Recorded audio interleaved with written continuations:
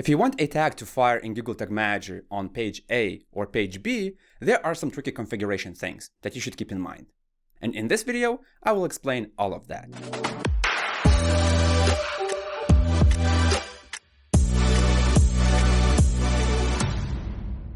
Hey, my name is Julius and welcome to the Analytics Mania YouTube channel, where you can learn Google Tag Manager and Google Analytics. And if you want to stay up to date with Google Tag Manager, consider subscribing. Let's say that you have a tag and for some reason you want it to fire not on all pages, but only on, let's say, one of two pages. Unfortunately, some Google Tag Manager beginners make a mistake here. Let me show you. So here, let's say I have a Google Analytics 4 configuration tag that usually is supposed to fire on all pages, but in this case, I will set it to fire on one of two pages. Now, what often beginners do is that they just select some page views and then they enter page URL contains, let's say, page 1. This is just an example. And then they add another URL.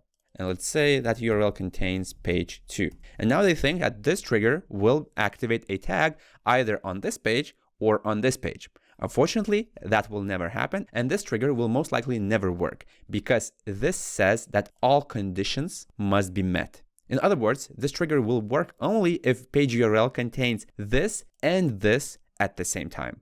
So in this video, I will show you several options how to implement the OR condition. How can you tell Google Tag Manager to fire a tag on this page or on this page? If you're not familiar with the regular expressions or you just are not comfortable with it, your first option could be to just create two separate triggers and add them to the same tag.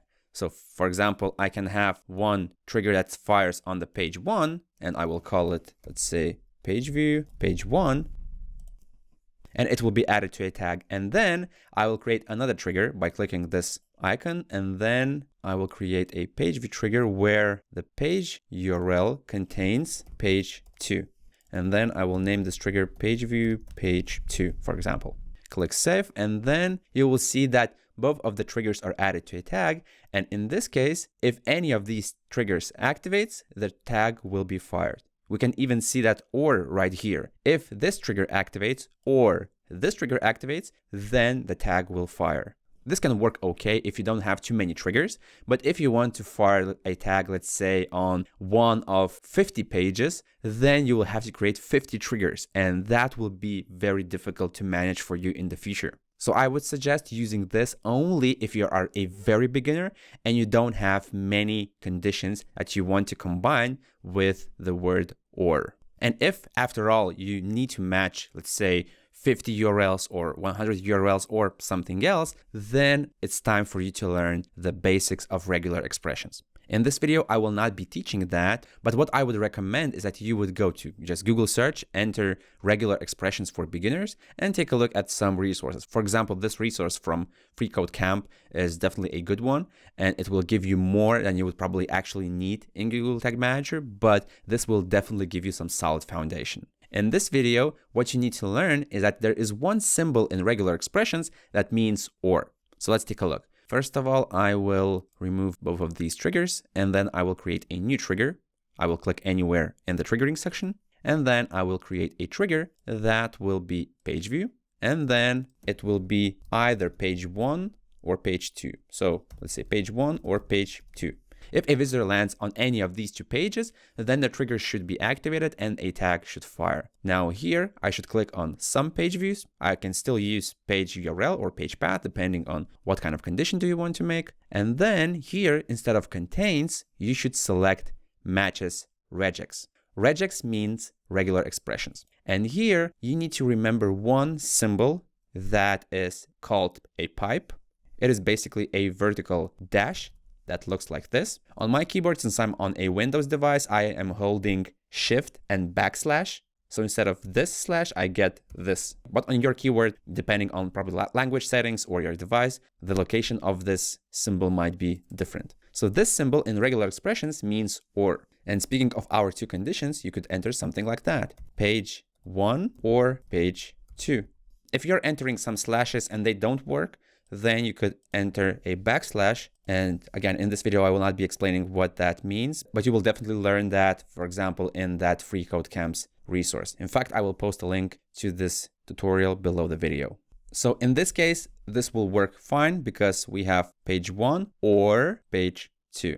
And then if you save this trigger, that trigger will be added to a tag. And then one more option that you can use that also requires regular expressions, and that one is a bit more advanced, but also it is more powerful or more convenient depending on what do you need. And in this case, I will be actually doing some example on a test website because I want to show you the actual example and how to debug that. So let's say that I have a test website and I want, for some reason, to fire my Google Analytics 4 configuration tag on homepage and on this page. And that is all, like one or another. And I can do that by creating a regular expressions table variable. I can click on variables, then new variable configuration, and then regex table. Here I have to enter the input value that we are going to check. And that input variable is either page path or page URL because we want this part to match. And in this case, let's say that I will choose the page path and I can add 2 rows, for example. The first row will be matching the page path, which is always a slash of the home page. In fact, if you, let's say, check the container loaded event in the preview mode and go to variables, you will see that the page path on the home page is usually just the slash. So here I will enter slash and I will tell that if page path exactly matches slash, and if I want to match exactly, I need to enter the caret in front of it and the $sign after it. Again, if you want to learn what do these symbols mean, then you should take a look at the FreeCodeCamp's regex tutorial. And then let's say that I will enter true. So if the page path equals to this, then this table will return true. Then if page path contains this exact match, then it also can contain true. In fact, if you're planning to work only with exact matches, you don't have to use regex table. You can instead use the lookup table variable, because lookup table variable is looking for exact matches, while regex table looks for regular expressions patterns, and those patterns can allow you to use more advanced conditions. But in this case, let's say that just for sake of demonstration, I just want to use this table instead. So if homepage is slash, then this variable will return true. If page path contains this, and in fact, I think that a slash, well, let's take a look whether slash is included or not. So here in the preview mode, on the latest page view, I will click on container loaded and see what is the value of the page path. And at the end, there is no slash. So I can leave it like that. But for example, if in some cases on your website, the same URL might have a trailing slash at the end, and in other cases, it might not, then you can remove this $sign. This means that the page path must start with this, but it doesn't matter whether something is going afterwards. But again, in this case, I'm looking for the exact match. So I will keep the $sign. Then I can set a default value. So if none of these conditions are met, then I would like this variable to return false. And also advanced settings. If you don't want to include full matches only, and actually in many cases where you're dealing with regular expressions, you won't need that, then you should disable this one. In my case, full matches will work, but maybe in your case they will not. So keep an eye on this checkbox and also disable this checkbox. Then let's name this variable, which is regex, and let's say home page or main catalog page or something like that. And then save. Now I will go to tags. We'll go to my Google Analytics 4 configuration tag, and then I will remove this all pages trigger. And instead I will create a new trigger. So I will click anywhere, and then I will create a page view trigger that will fire only if my regex table variable returns true. So if any of those conditions in my table variable match, then the variable will return true, and then this page view trigger will fire. So now I will name this trigger, let's say page view, homepage, or collections page, and then save. Now let's click save and test whether everything is working properly. Click preview. Here I am on a homepage, and on my homepage, my Google Analytics configuration tag fired.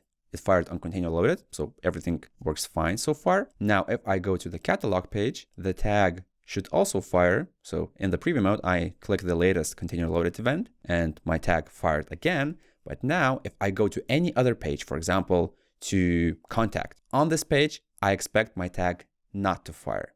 Let's go back to the preview mode, click the latest container loaded, and the tag did not fire.